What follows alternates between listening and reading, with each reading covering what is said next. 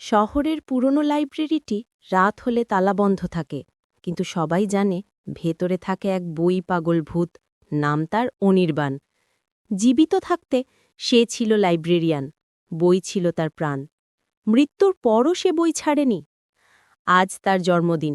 প্রতি বছর এই রাতে সে সব বইয়ের ধুলো ঝেড়ে নিঃশব্দে সাজিয়ে রাখে। এটাই তার আনন্দ। হঠাৎ বাইরে থেকে বৃষ্টি শুরু হলো, আর এক স্কুল ছাত্রী আশ্রয় নিতে লাইব্রেরির বারান্দায় এলো। দরজা অল্প ফাঁক দেখে সে ভেতরে ঢুকে পড়ে। মুহূর্তেই বাতি জ্বলে ওঠে, তাকগুলো নিজে নিজে সোজা হয়ে যায়। মেয়েটি ভয় পেলেও ধীরে ধীরে বুঝতে পারল এটা কোনো ক্ষতি করার ভূত নয়।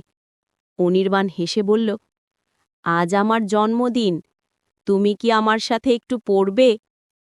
মেয়েটি ব্যাগ থেকে একটি চকলেট বার বের করে বলল, এটা তোমার জন্য। অনির্বাণ হাসির শব্দে লাইব্রেরি ভরে উঠল। সে আনন্দে হাসতে লাগল।